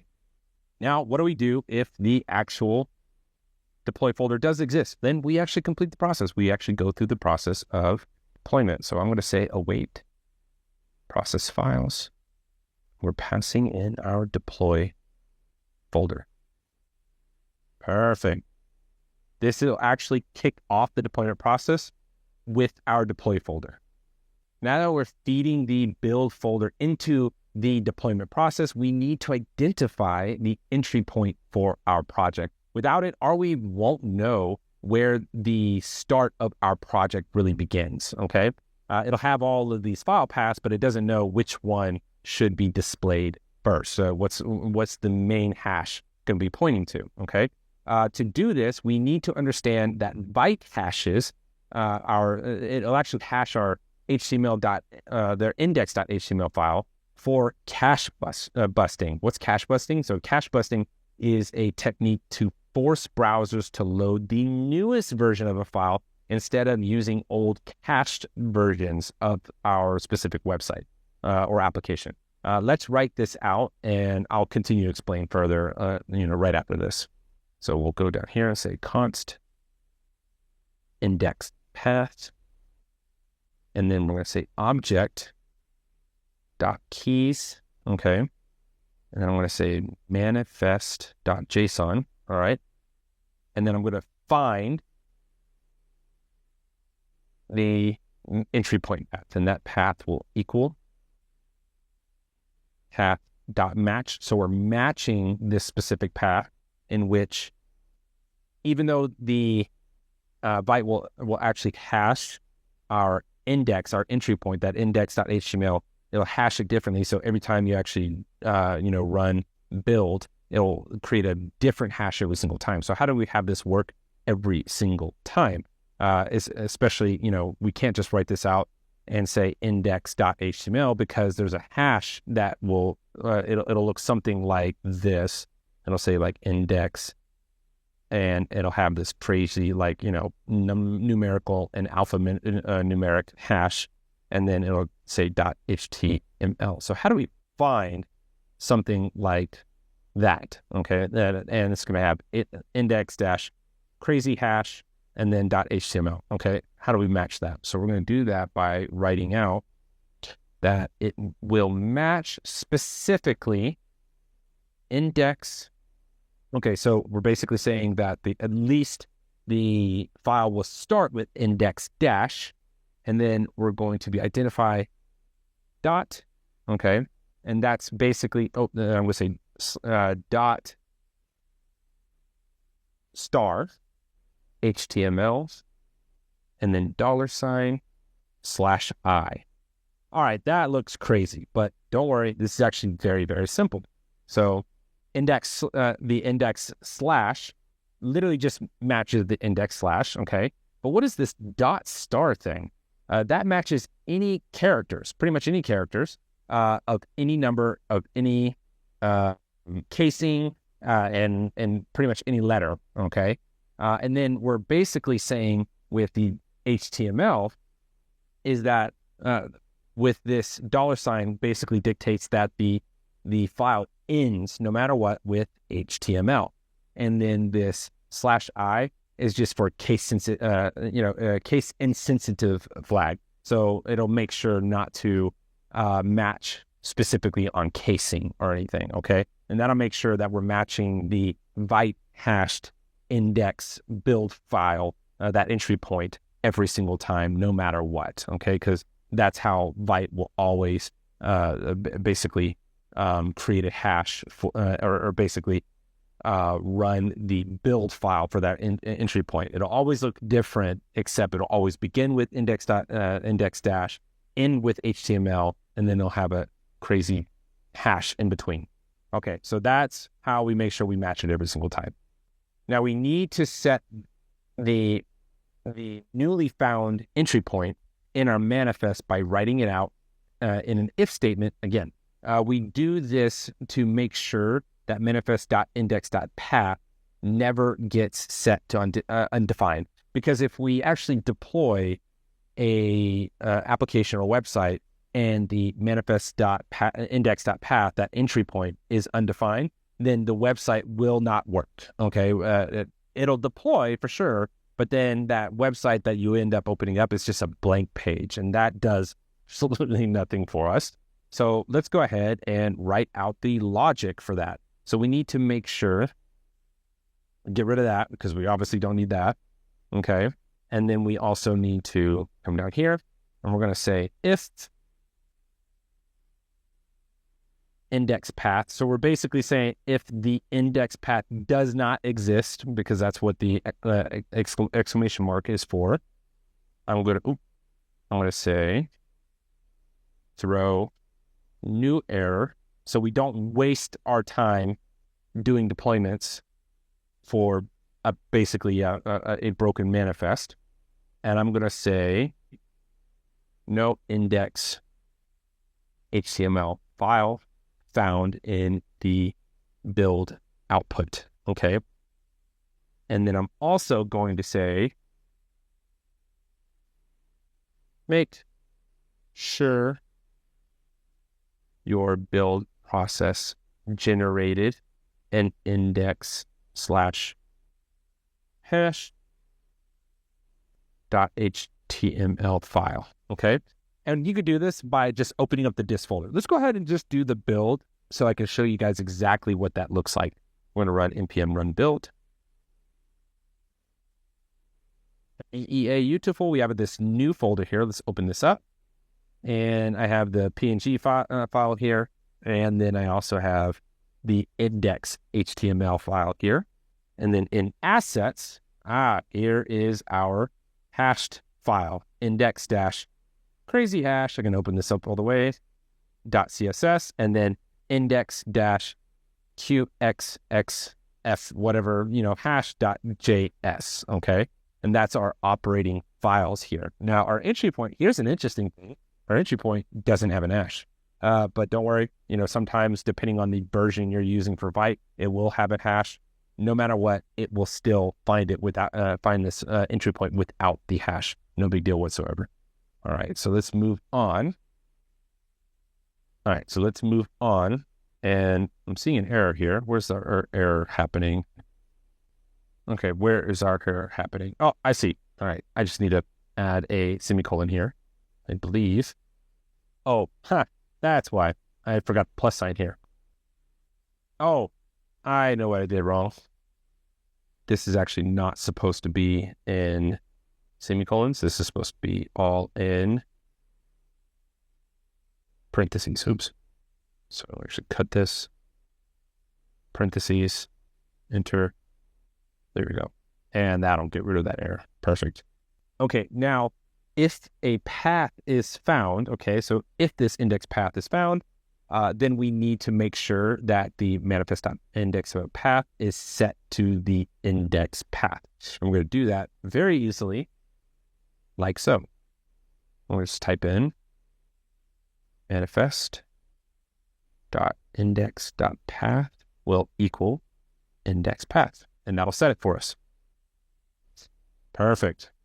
Next, let's make sure we properly save our manifest to a file. Which will be the manifest.json file that's created during the process. But we also need to make sure we're converting our JavaScript objects to JSON text. And this is exactly how we'll do it. We'll open this up, fs, write file sync. And I'm going to say manifest.json. And then I'm going to put in JSON. I'm going to stringify. And then we're going to use manifest null 2. Okay. That looks a little confusing, but don't worry.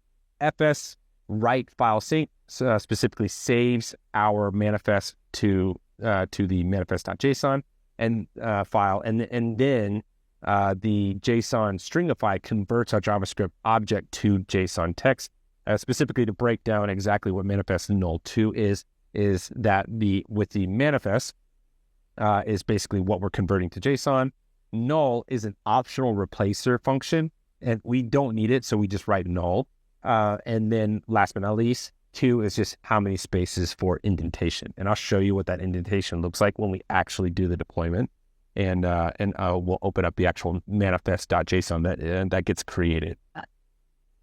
And last but not least, we need to upload the manifest itself because, within the process files function, it specifically uploads everything within the build folder. But now we need to create basically an upload process that will upload our manifest as well. So let's build that out right now.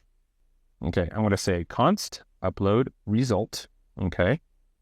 And this is going to look a lot like our other upload function, but with some differences, and it's going to be a little bit easier. Await turbo dot upload file. And here, go. And I'm going to say file stream. So we need our file stream. And then I'm going to say fs dot create read stream. And we're going to specifically pass in manifest.json. So we don't need to do this crazy identify file pass or anything like that. We just need to pass in manifest.json this time, okay? And then I'm going to say file size. Okay. And I forgot to actually turn this into an arrow function. Let's do that. Do the same thing here. Okay. And then we need to do fs stat sync. Okay. And I'm going to say manifest.json, and we need to make sure we check the size. Okay. And then data items. And then we're going to create our tags. Remember, we have to have our square brackets as well as our curly braces. And I'm going to say name, content type, value. This is a part that's going to be a little bit different, and I'll explain what this does. Application x.arweave dash manifest plus JSON. All right. So what does all this do? This looks a little crazy. No big deal. This is almost identical to the upload result variable function we created earlier. The only difference is that we're passing in manifest.json directly into it, and we don't have to, we don't require to identify file types this time because, there's only this one file type, and that's JSON. Okay. Also within the value, okay, this value part is important. Okay. Within the value, we already know the value will be related to the manifest.json file as well, but there's a specific MIME type that we're using this time, and it's required, and that MIME type is x.arweave dash manifest plus JSON. And this just means that we're uploading a JSON file that meets the specific parameters required for Arweave, for Arweave uploads. So that's basically exactly what that is. All right, and last but not least, we're writing out our return function. Upload result.id. Okay, here we'll be returning the upload result.id, which is essentially going to be used as the live URL our app is actually being deployed to, and we'll print that after the deployment process. That's going to happen within our deploy.js file, okay? And the deploy.js file is going to be our entry point for deployment that handles wallet authentication and kicks off the actual deployment process from there. It will also print our permanent Arweave URL from this upload result.id once the actual deployment process is finished. So we'll break that down next. Okay, so we're officially done with the turbo.js file. Now we need to move on to the deploy.js file. But don't worry, you're already past the hardest part. The deploy file is significantly easier to write. In the deploy.js file, we're building the entry point for the deployment process that will handle wallet authentication and just kick off the general deployment process. It will also print our permanent Arweave URL once the deployment process is finished. So let's go ahead and break this down. So first we're going to have our imports, and then we're going to have our code that will parse our wallet.json as an object. Make sure I'm writing these as comments.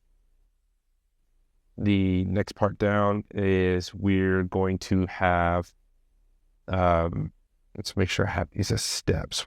Step 1, step 2, step 3. And step 3, we're going to have our main deployment script. This part is going to enact the deployment process in Turbo.js. And then 4 is, actually, let's go ahead and just break down number 3. So I'm going to actually do it this way. And then I'm going to say, first step is going to check if the wallet generally exists. And then we need to load and parse the wallet after identifying that it does exist. And then after that, we're going to deploy using the wallet after it's been parsed and loaded, loaded and parsed rather, in that order. And then lastly, we're going to print the results of the deployment process, whether it is successful or failed. Okay. And that's going to be super important. So we're going to have like 2 different console logs specifically for that. Okay. We're going to go ahead and start with the imports. So in the imports, very, very simple. I'm going to use the FS import again from FS. And then we're just importing the turbo deploy, okay, from the turbo file, okay? That's it. That's all we need to import.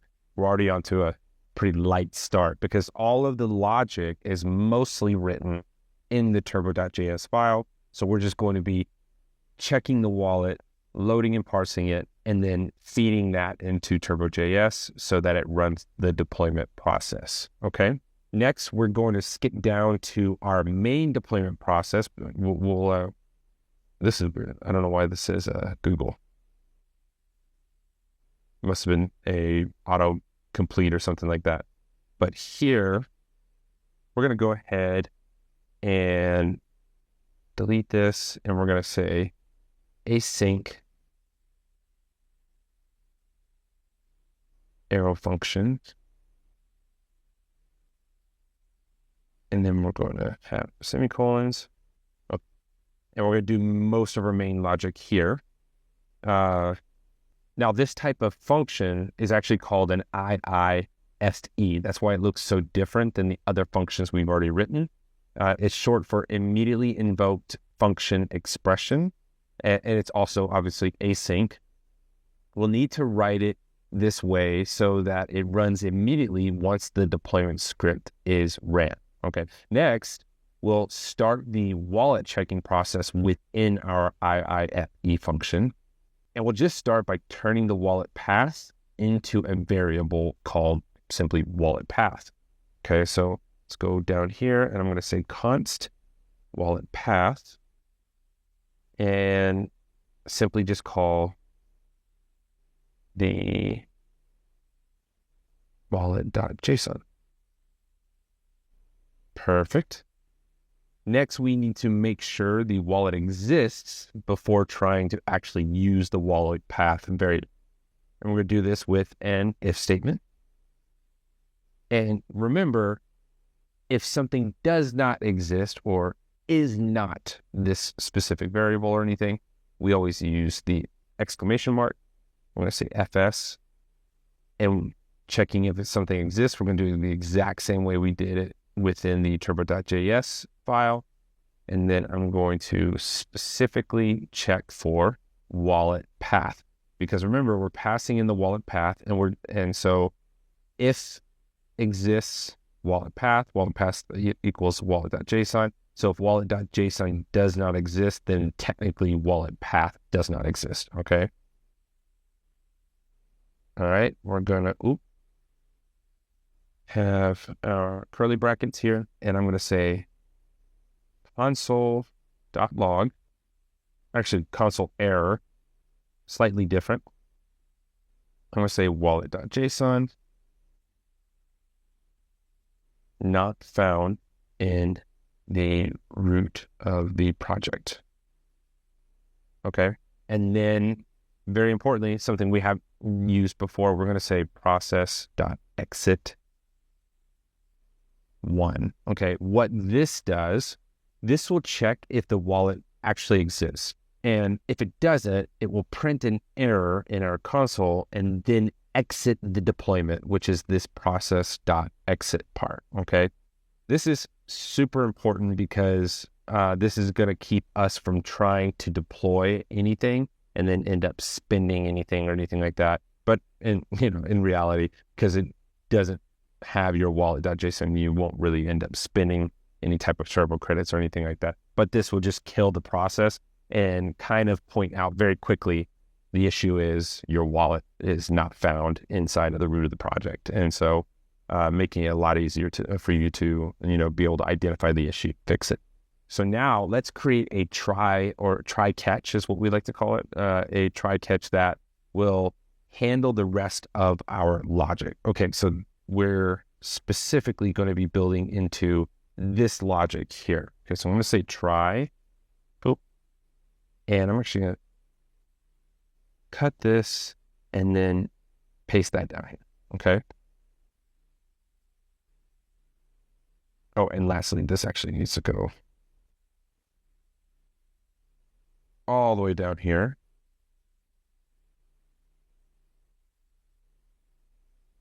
And we're actually going to add, oh, and we're also going to make sure we have our catch. And this is specifically going to be catching an error, which is represented by E. There we go. And typically we like to make sure that this is pushed forward a little bit. And then we could bring that down there. Excellent. Okay, now that we know what we need to accomplish in our try catch, let's start by loading and parsing the wallet. Okay, so we'll delete this. And we're going to say const wallet data equals fs read file sync. And then we're going to say wallet path. And we're going to have it in the format of UTF. And then we also need the JWK, which will be the parsed wallet, okay? Parse wallet. Nope, spelled that wrong. And say wallet data. Okay. So you're probably getting an error because we don't have the logic for parse wallet yet. That's actually going to be up here. So let's go ahead and write the functionality for our wallet parsing mechanism here. So we're going to say function parse wallet. I'm going to say input. And then we're going to say we're going to add a try catch here. We're going to try to return JSON parsing the input. Okay. Oop. And then we need to add the catch.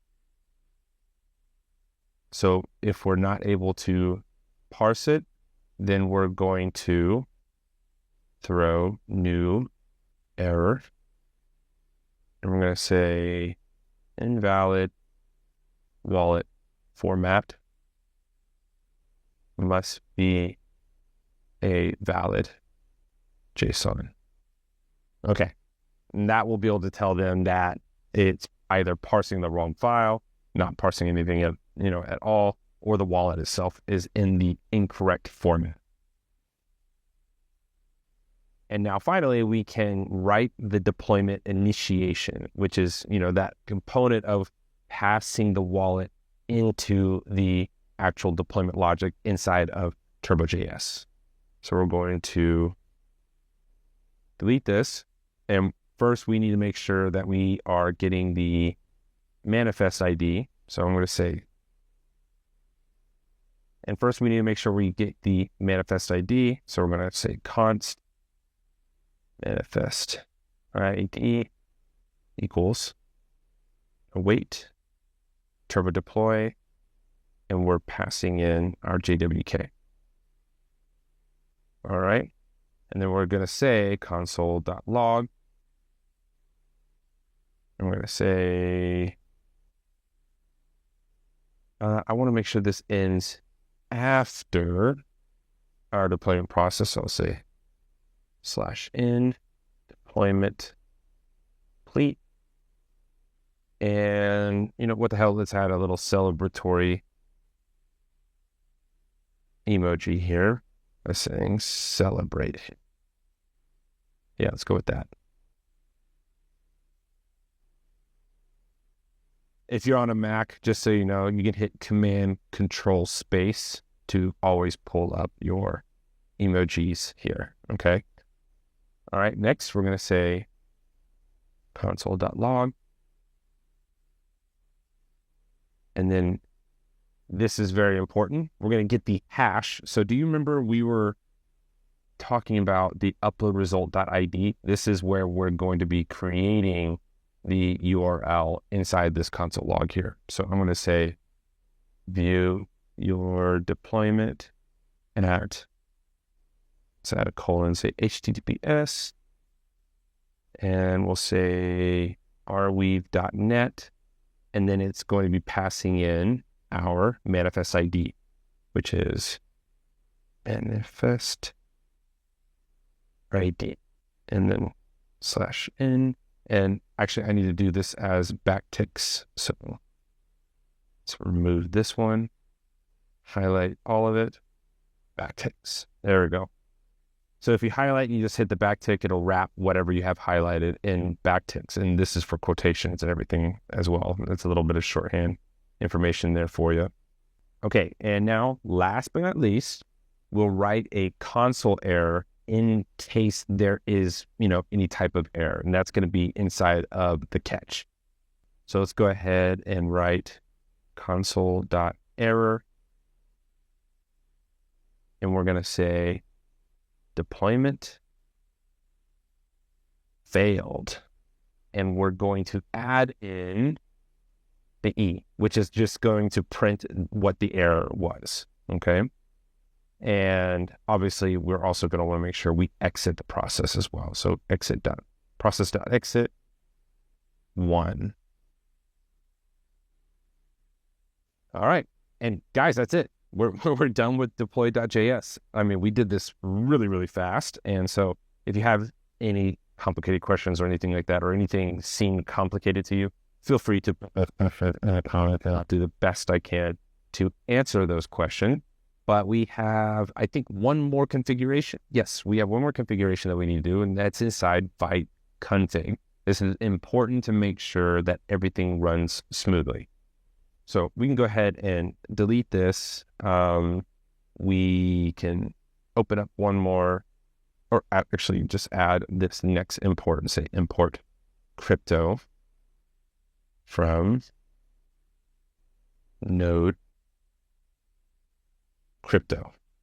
Okay. And let's go ahead and finish off our necessary configurations within this define config export. So we have our plugins, and we're missing a plugin here. We're going to say index. No, actually, we're going to finish that part at the very end, but we will say base is / oh, I spelled that wrong, comma, build. And in the build, we're going to say roll up options. And we need to have the output set. And within the output, we need to have manual chunks. And then we need React. And we're going to say React, comma, React DOM. Okay. And we do need to pass in a hashing system here. So we're going to say const index HTML hash. And we need the name, which will be HTML-hash. Oh, let's make sure we have the comma. We'll say enforce in post. Gosh, you know what's driving me crazy is I keep switching back and forth from like double quotes and single quotes. Just make sure, try to have some sort of consistency here, man. Come on. And then we're going to say generate bundle. And we're going to say const index HTML equals bundle. And we're going to wrap that as index.html. And then we also need index HTML.file name. Oh, I'm missing a semicolon here. File name, and this is going to equal index dash. Okay, and this is going to be a little bit crazy, but bear with me here. We're going to say crypto, and then we're going to add in dot create hash. And this is going to be the same thing that we kind of had before. Let's say SHA-256. And then we're going to come out and say, and then we're going to update and say index HTML dot source. Come out and then run digest. Say hex. And then we're going to use substring here and say 0, 8, and back this up and say dot HTML. Okay. All right. And now the last thing we need to do is we need to pass this in as a new plugin. Say index HTML hash. Okay, so let me just go ahead and break this down a little bit. The Vite config.js file serves as the central configuration for how Vite builds and bundles your website or your application. It includes a custom plugin that generates a unique hash in this case. So we've written this part out here, okay? And it's going to be for your index.html file, enabling cache busting, what we were talking about, earlier. And with the configurations, it actually configures React support through the official Vite React plugin, which is, this came pretty much natively almost, where this React plugin here was already there. And then it sets up everything for build optimizations, okay? This configuration uses relatives paths. So remember, this is the base here. Uses relative paths to ensure proper asset loading, and then implements special bundling strategies through rollup options, which we have right here. It's going to do manual chunks, and then it's going to be using manual chunks of React and React DOM. All right, so that pretty much is the explanation of the cache busting and the rollup options and everything like that, specifically for bundling and everything during the build process, and then setting everything up for deployment. Okay, so we are good. Everything's pretty much done. Let's go ahead and rerun the build process. So we're going to hit npm run build. Oh, okay, so we got an error. We're going to go ahead and fix this live. Okay, so let's look at what possibly could be going on wrong. I'm thinking it's probably a syntax error here. So let's take a look at this very, very carefully. Okay, let's lower this. And I already see that. See how this is kind of like grayed out here? And that's because this is not being properly called here. Somehow I did not write that all the way out. Let's try this again. npm run build. Okay, we're still getting the error. Okay, I see what it is. We're not passing in our options and the bundle. That's what we're missing. Let's rerun it, see if this works. Okay, still not working. All right, that's okay. This is definitely a thing that we needed to have because obviously we needed the bundle here. Okay, so I see it now. It's because I had an O as a letter O instead of the number 0. That's got to be it. Let's try it out now. Run build, and that fixed it. Talk about basic typos. One of the things I hate about sort of turning off the AI, it doesn't catch those things sometimes. So yeah, no, here we are. I had originally had it as an O, but here is a 0. I don't mind leaving that in the video, just for learning purposes, of course. Okay, so now that we have successfully ran our build folder or our build script. This will create our dist folder that we have up here for us. And next we need to get our wallet.json. And so to get our wallet.json, we need to head over to ArConnect. Now, obviously you probably already have ArConnect, but if you don't, you can head over to arconnect.io, okay? And you'll be able to download it here. I have my ArConnect wallet right here. And just for those that might need some turbo credits or anything, you can actually go to turbo-topup.com, okay? And you can actually purchase $5 worth of turbo credits, and that's going to be plenty of turbo credits in order for you to be able to deploy this application. It's going to be more than enough, okay? There are other means of being able to pay. You can pay with R, ETH, or Sol, but if you want to do it simply with just fiat currency, you can do that here as well. You're going to want to add in that process your wallet address, which is going to be set up with this connection here. So if I actually disconnect, you'll connect your wallet, connect, and then go through the connection process here. And yep.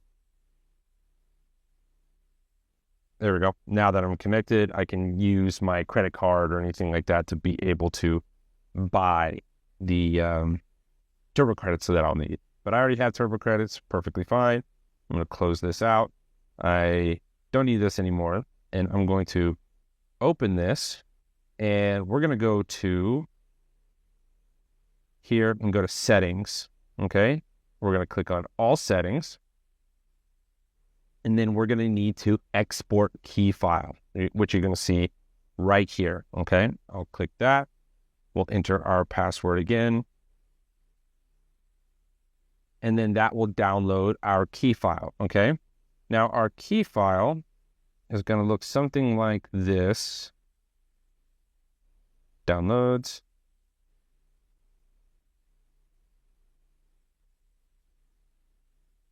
And it's going to have this crazy name here, okay? But it's basically says Arweave-key file, and then it's going to say your wallet address.json.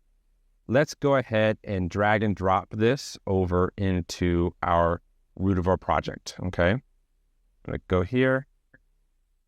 I'll be sure to hide this so that nobody steals anything from my wallet. And we're going to actually remove that. And we're going to click here. And we're going to rename this to wallet.json. Okay. All right. One very, very important thing that I want everybody to do is make sure that they have a get ignore file. Okay. Which is right here. And we're going to come down here and we're going to add our wallet to get ignore. The reason why is because if anybody pushes their keys into GitHub, that could be very, very bad. Somebody can steal your crypto. So we're going to add an item here that says wallet, and we're going to say wallet.json. Okay. Now I can already see that even though that I have saved this file here, I can still see that it is still displaying my wallet.json. So how do I fix this? I can actually type in get init. Okay. And that will initialize Git. And now officially my wallet.json is actually grayed out.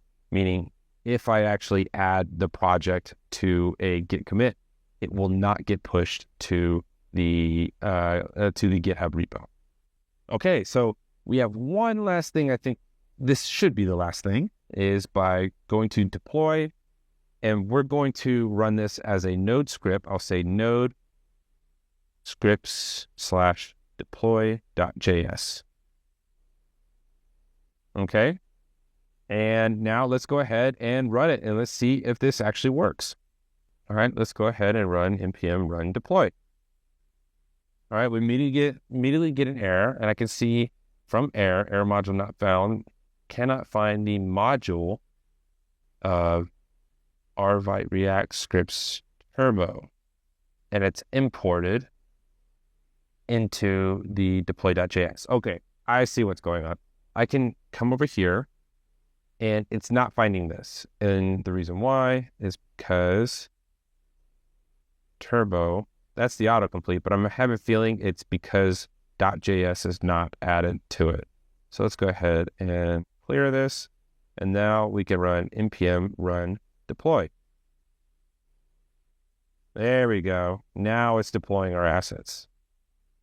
Oh, but now we got another error. Let's see. Cannot convert undefined or null to object. Okay, and coming down at function keys at turbo deploy from Turbo.js 6830. Okay, so 2424. Let's go ahead and click on deploy.js. Might be because we have these spaces here, actually. Just realized this. And so it actually started uploading most of this. And we also have this error at 6830. Let's take a look at 6830. 68. All right, let's go ahead and clean this up by pushing this down. And let's read this carefully. Const index path object.keys manifest. I see what's going on. This needs to be manifest paths. Okay, that's probably going to fix both of these errors. Let's go ahead and run this again. npm run deploy.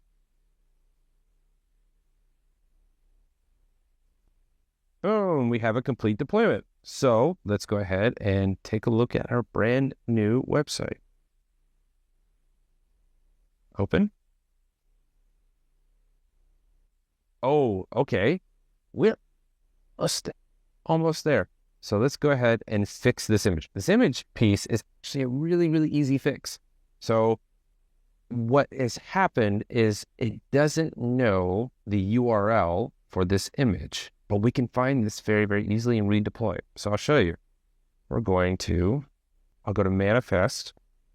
I'll grab this ID, okay? We can actually go over to our URL and test this out really quick. So I'm going to say https arweave.net/URL. Yep, there's our image. So let's go ahead and we're going to copy this URL. And basically it's just arweave.net/ and then this ID. And then I'm going to go to the file here and I'm going to add this as the source. And we can just rerun this, run dev to see if this works. Okay, it's displaying the image, so that works perfectly fine. We don't need the full URL that we copied here necessarily. We can just actually take this section out and have the arweave.net with the hash here. And we need to make sure we actually delete our build folder. Okay, and then we're going to rebuild. npm run build. Perfect. And now let's go ahead and run npm run deploy. Perfect. Let's take a look at our changes here. And now we have a working image. All right, congrats. You have officially deployed your very first web application website, whatever you want to call it, on the Arweave network. And you have written your own deployment script. You have engaged and developed with the Turbo SDK. So guys, congratulations if you made it this far. Super excited. If you did make it this far, please, please, please, I want you to share your links to within the comments. If you can't do that on YouTube, go over to my X profile and share it within the comments of the video there. And I would love to see everybody's portfolios. Can't wait to see all the portfolios. Congratulations. And I cannot wait to see you guys again in the next video.